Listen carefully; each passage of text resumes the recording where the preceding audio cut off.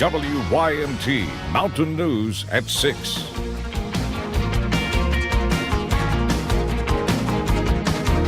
Good evening, I'm Connor James. We begin this half hour with breaking news. Now, we're getting information right now about a possible building collapse in downtown Hazard. Now, this is a live look of the old Faulkner Automotive building on East Main Street in Hazard.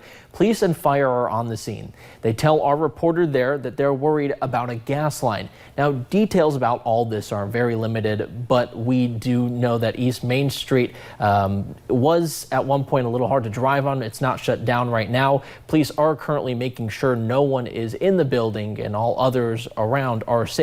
We hope to get more information on this soon, and we'll update as we know more. Again, this is on East Main Street in Hazard. This is the old Faulkner Automotive building.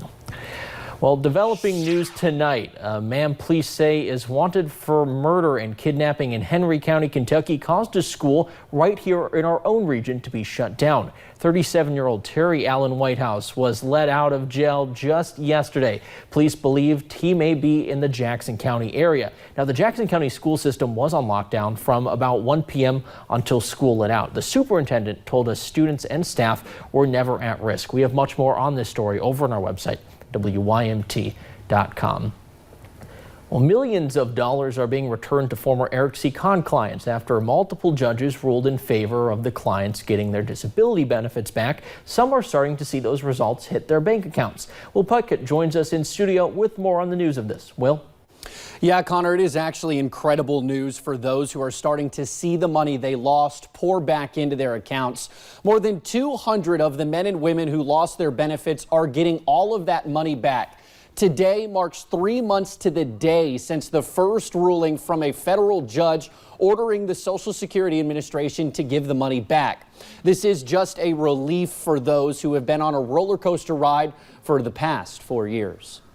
It's just a huge weight being lifted off of people's shoulders. You know, so many of the con victims have been having to rely on relatives, rely on neighbors just to get basic necessities, a roof over your head, toilet paper, you know, things that you don't want to have to ask someone else for. Now, Connor, this is great news for the 200 or so who lost their benefits. It's going to amount to about 20 million. That number is very fluid. It could be more than 20 million. It could be less. The thing is that people are getting money that they paid back to Social Security back. The kicker to all of this, though, Connor, is that the former con clients are not out of the woods. Those who are getting their money back need to worry now about scammers. Don't publicize that you got that money back. It's your personal finances. Keep that to yourself. If you have any questions about who might be scamming you or if you got a scam, call your local police department. I'll have more on that tonight at 11. All right, looking forward to see that report at 11. Thanks, Will.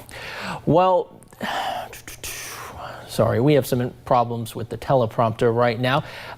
Police say a Harlan County jail employee was arrested last week for bringing drugs into the jail. WYMT's Hannah Reynolds asked officials at the jail about the arrest. An arrest that shook the Harlan County Detention Center. You don't expect your family to do stuff that will make them look bad or make me look bad. You know. It's like a team here. An investigation started back on September 30th into then Harlan County jail employee DeMarcus Williams possibly smuggling drugs into the facility.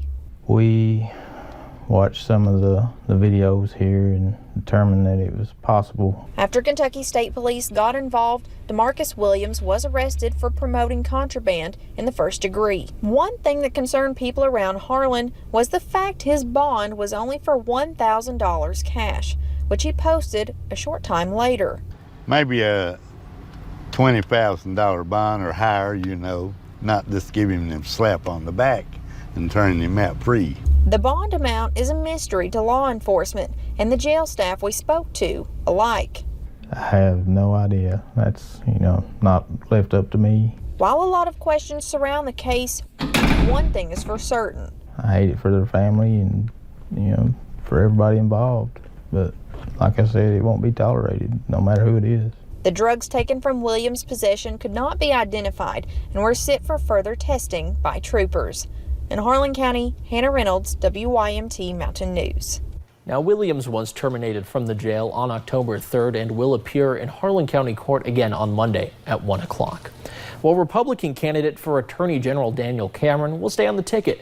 This after a judge ruled that his law experience does meet the requirements for Attorney General. Cameron spent his week in court after a Louisville man, Joseph Jackson, pointed out that Cameron did not practice law for 8 years straight, as required by Kentucky law. Kentucky's election is slotted for November 5th. We had 20 mountain climbers. That's all they do. They love to climb mountains. They can have it. Me, I don't want to climb mountains, but they're very good. And some of them were champions. And we gave them different prototypes of walls. And this was the one that was hardest to climb. And we've all seen the pictures of young people climbing walls with drugs on their back. A lot of drugs. I mean, they're unbelievable climbers. This wall can't be climbed. That was President Trump back in September, visiting a portion of the border wall near San Diego, California. But part of the president's comments now are becoming a challenge for one Kentucky climber. Adam Bernstein explains the competition to reach the top of the wall. This structure here behind me is an exact wooden replica of the wall being built on our southern border. It's 18 feet high with a 60-inch plate at the top. And after President Trump claimed that his wall was unclimbable, Rick Weber decided to take that as a fun challenge and offer a contest to all the climbers here during Rocktober. You never tell a rock climber something's impossible to climb or somebody's going to be trying it. And it didn't take long for Weber to decide that he was going to be the one to take on the challenge while turning it into a fun competition. But before that day, Weber has already been testing out climbing methods. Throw a weight over with a thin line, pull up a rope. They made it nice that it's open down here at the bottom so you can pull your rope through and tie it at the bottom and then just ascend the rope and descend the other side.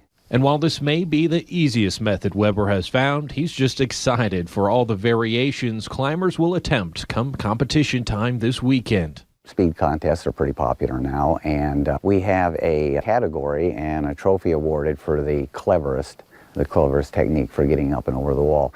As it turns out, Weber's wall isn't that unscalable. In fact, just a few days ago, he had one of his friends test it out, and they completed it in just 37 seconds while it was raining. In Wolfe County, Adam Bernstein, WKYT.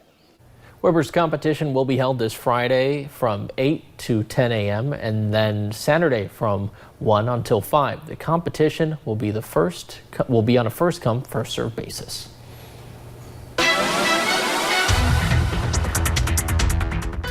It's been a gorgeous day here in the mountains, starting to set up to be a gorgeous evening as well. Sun's starting to set. The only bad thing about fall time and into the winter is that sun's setting a little bit earlier, but you can see it here on top of Buffalo Mountain. Absolutely gorgeous, and I'll make a bet saying that the sunset tonight is going to be even more gorgeous. Looking into downtown Whitesburg, 76 degrees. It says feeling like 78, but still not that bad with a drier dew point of 52, and overall just those calm conditions and sunny skies. Most of us into about those mid to upper 70s. Still getting some 80s. Looking over into Lexington and Richmond, even down into Monticello as well. Some of us got into those lower 80s today, but a cool spot of 70 over into Wise. Satellite and radar, it's been quiet throughout the day. We've seen just a few clouds here and there, that mixture of sun and clouds throughout the day at times, and at least we have stayed on that drier side once again. Now we continue to be above average as we head into your Friday, but another cold front is expected as we head late Friday into early Saturday, bringing cooler temperatures and more rain back into the mountains. I'll have those details coming up in just a little bit. All right, thanks, Paige. Well, a truck was found on fire this morning in Perry County, and firefighters are now looking for the owners. This morning, the Jakes Branch Volunteer Fire Department got the call a little after 9. A truck was on fire on top of the hill in Hardburley. That's near the Buellin community. The fire only took about 10 minutes to put out, but now the fire department is trying to find out who the truck belongs to. If you know who it does belong to, you're asked to give the fire department a call. Well, a Knott County man recently received the Virginia Governor's Honor Award for heroism after he saved a fellow correctional officer's life. Tyler Thornsberry is from the Kite community of Knott County and works in Wise County, Virginia at the Red Onion State Prison. In December of last year, an inmate attacked an officer with a weapon made of sharpened plastic. Thornsberry was walking around the corner of the hall when he saw the other officer being stabbed. He subdued and restrained the inmate. Prison officials say this saved the other officer's life. Well, more than $1 million is now being put towards improvements for the Jenny Wiley State Resort Park. The announcement was made today at the May Lodge, bringing local and state leaders to Floyd County. WYMT's Buddy Forbes has more on what this could mean for our county and eastern Kentucky as a whole. Giving the people what they deserve. There's so much good stuff starting to happen here. That is what state and local officials say is happening through a $1.8 million investment in the Jenny Wiley State Resort Park. This announcement's huge for Floyd County. We have something that most communities in the state don't have. I think sometimes we take it for granted. Those funds come from Kentucky's Restoring the Finest initiative and will be used to update and repair facilities at the park. It's nice right now, particularly the lodge with the lounge and the restaurant and everything. It's going to get a lot better. A new lodge roof, exterior repairs, and some updates to the conference center are some of the projects on the drawing board. That's a growing part of tourism, and we want to take advantage of this growing trend. Updating the park is one way local leaders believe they can capitalize on the area's assets. They have stepped up. They've known this problem has been around for a while. And once we had a plan in place, they got behind it. And more updates are expected in the future. We just got to get a bigger bite from across the state, bringing people right on up here where we're at. We got things to do. We got beautiful places. We just got to get them here to see it. To help create more tourism opportunities for eastern Kentucky. In Floyd County, Buddy Forbes, WYMT Mountain News. Construction on the new projects is expected to begin in December. Those involved say they're also hoping to secure more funds to complete a campground expansion project in the future. And warmer temperatures continue as we head into your Friday, but another cool down is on the way as the cold front moves in late Friday into early Saturday morning. I'll have more on that coming up in just a few short minutes. And finding beauty beyond the buds will introduce you to the young woman opening her very own flower shop.